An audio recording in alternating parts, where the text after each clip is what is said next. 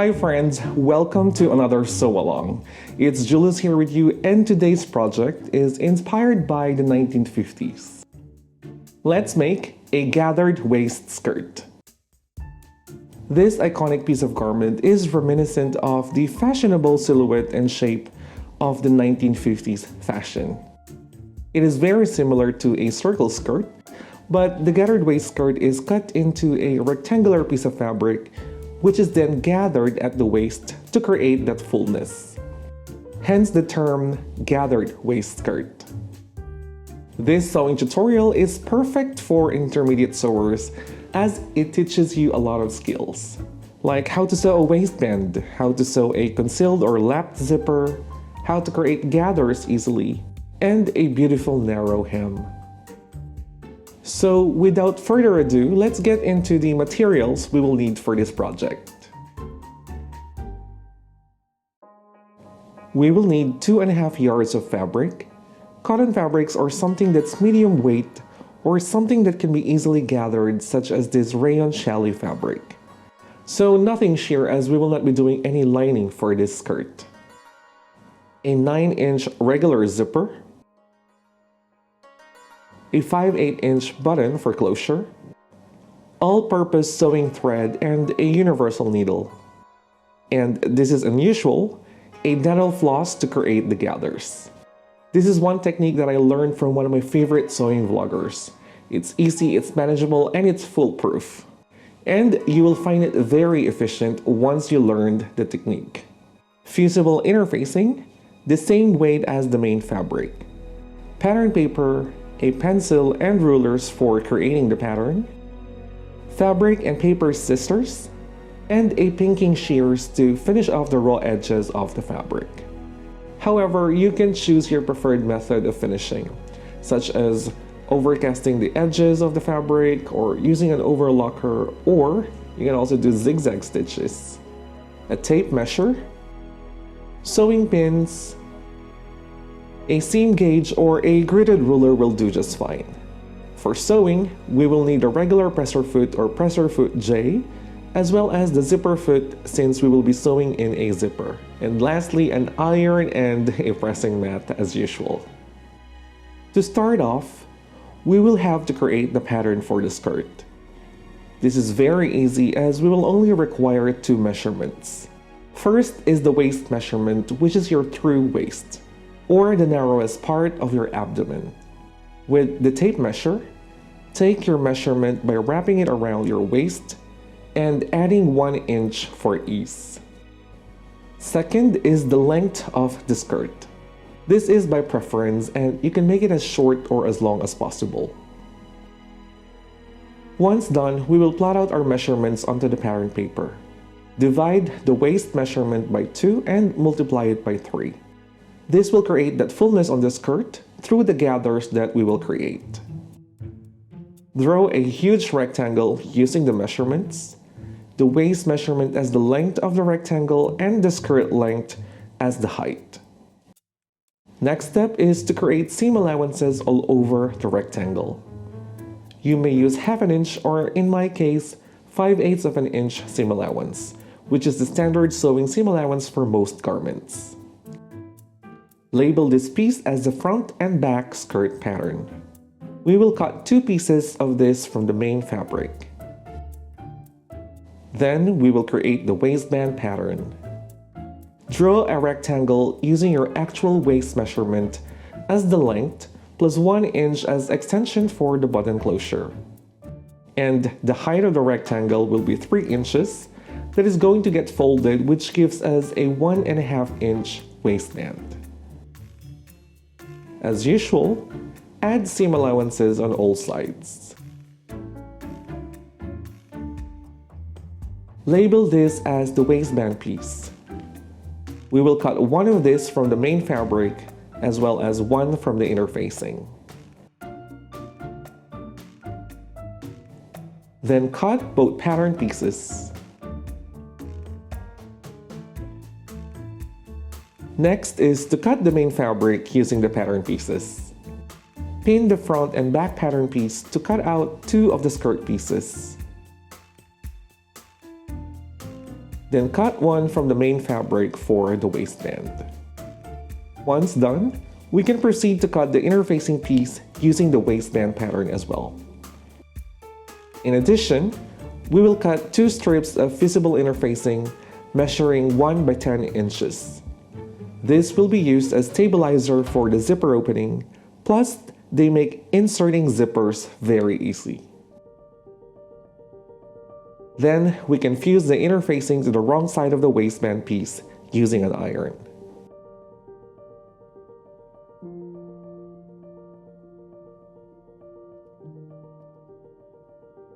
To fuse the 2 strips of visible interfacing onto the zipper opening, lay the main skirt pattern pieces wrong side up, side by side, and place 1 strip of visible interfacing each on both end corners.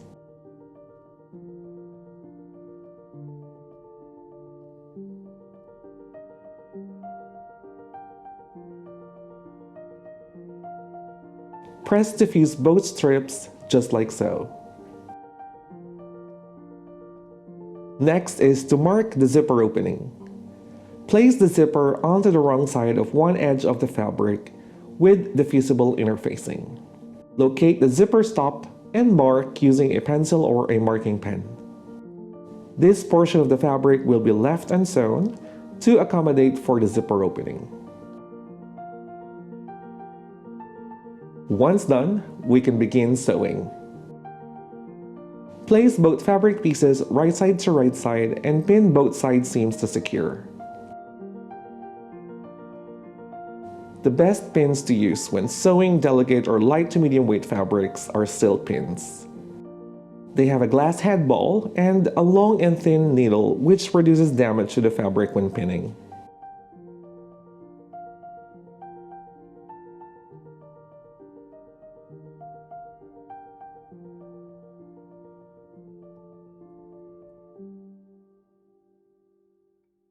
Using a regular straight stitch of about 2.5 millimeters, begin by sewing from the marked side where the zipper stop is.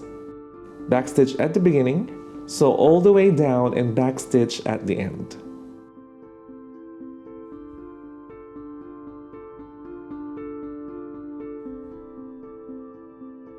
Then sew the other side seam.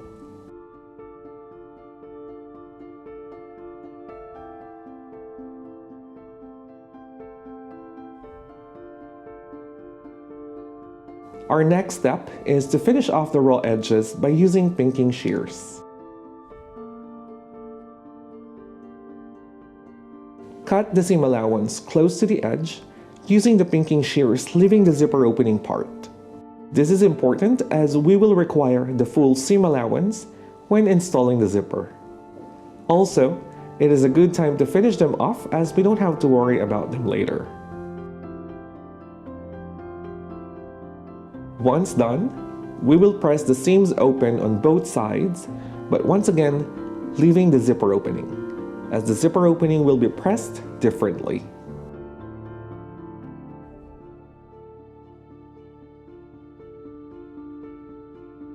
The next step is sewing in the zipper, and doing this is very easy. We will create a lapped zipper. A lapped zipper is a type of zipper opening which hides the zipper teeth from view when the garment is closed, and one of the easiest zipper installation method in sewing. To know more about sewing in a lapped zipper, we have a video link down below for your reference. You can check that out, watch the video, come back here and continue sewing along with me. Once the zipper is sewn, our next step is to create the gathers on the skirt. And to do this, we will use a wide zigzag stitch. The gathers will be created on top of the garment where the waistband is essentially going to be attached. Place the garment under the sewing machine with the edge of the fabric positioned at the half-inch mark line on the throat plate. And as mentioned earlier in the video, we will use dental floss to create the gathers. Select the zigzag stitch on the machine and adjust the width to 7 mm and the length to 4 mm.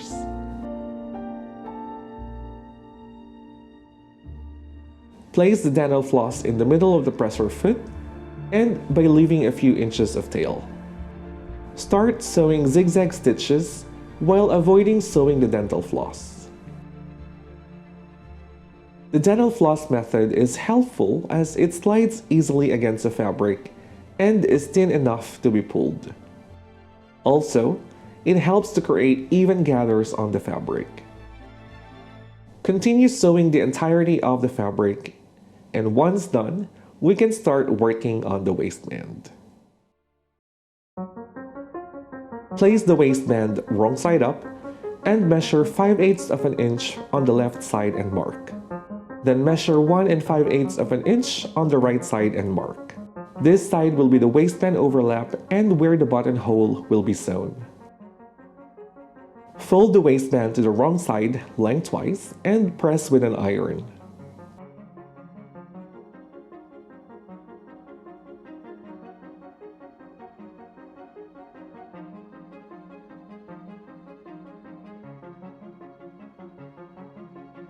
Then, measure and fold 5/8 of an inch on one side of the waistband and press.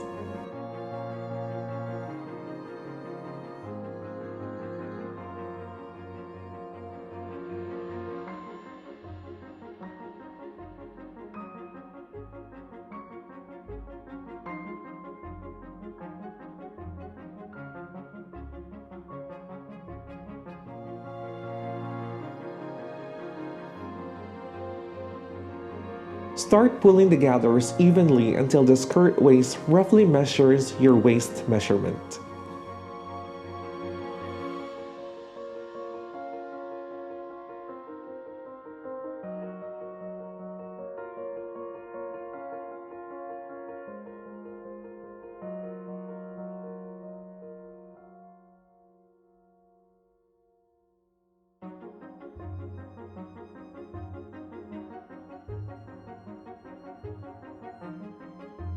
Then with right sides together, pin the waistband to the skirt.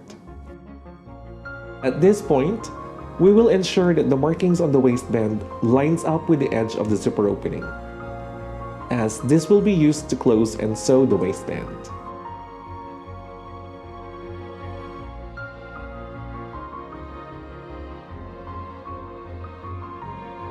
Stroke the gathers evenly until it fills the entire waistband and pin.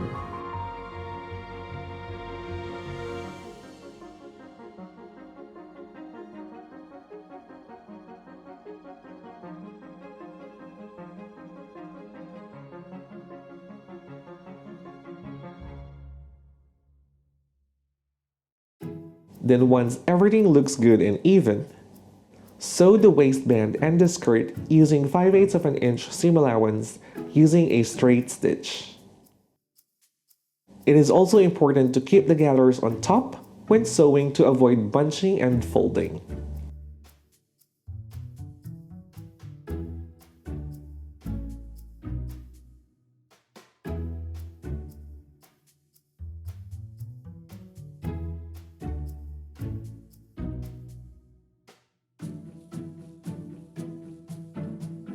Once finished, and to avoid bulk, we will cut the excess fabric along the gathers like so.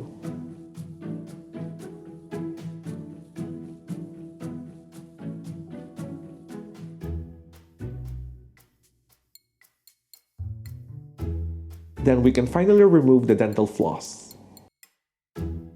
This is how your skirt should look like so far. We're almost done. All that's left is to finish the waistband, the hem, and of course, the buttonhole and the button for closure. To finish the waistband, fold both ends of the waistband right side to right side and pin.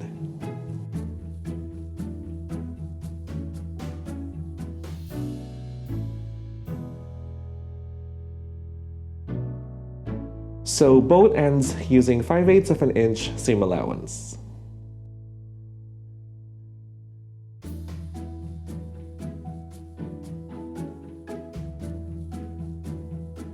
Cut the excess seam and turn the waistband right side out. Poke out the corners for a pointed look.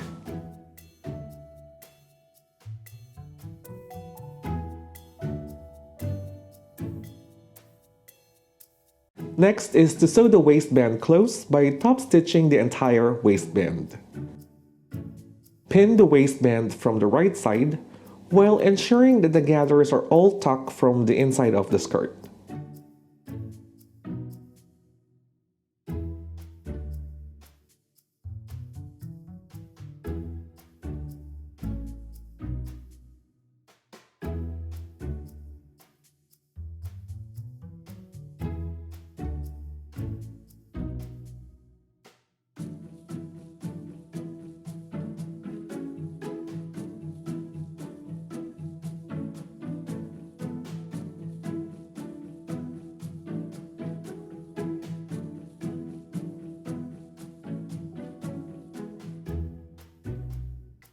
Begin from the middle. Top stitch the entire waistband about 1/16 of an inch from the edge. This will close the entire waistband and will enclose all the raw edges from the inside of the garment.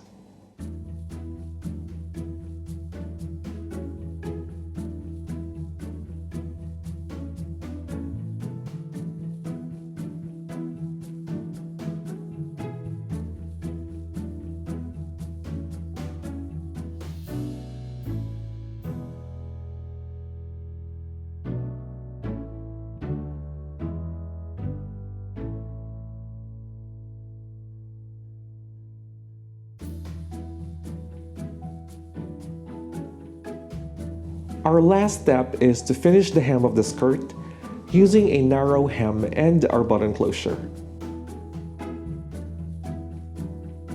To do this, we will first create a guide stitching.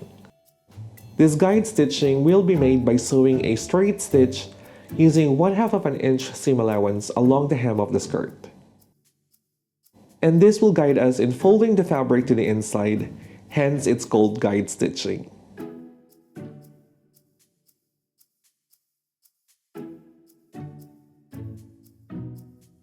Once done, fold the fabric to the inside of the skirt along the stitching lines and press.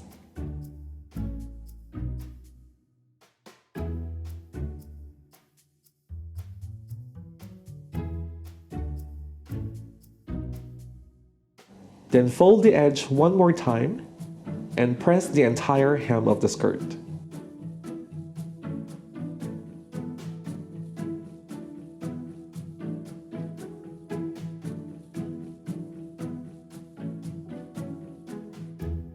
Sew along the folded edge to finish up the hem of the skirt.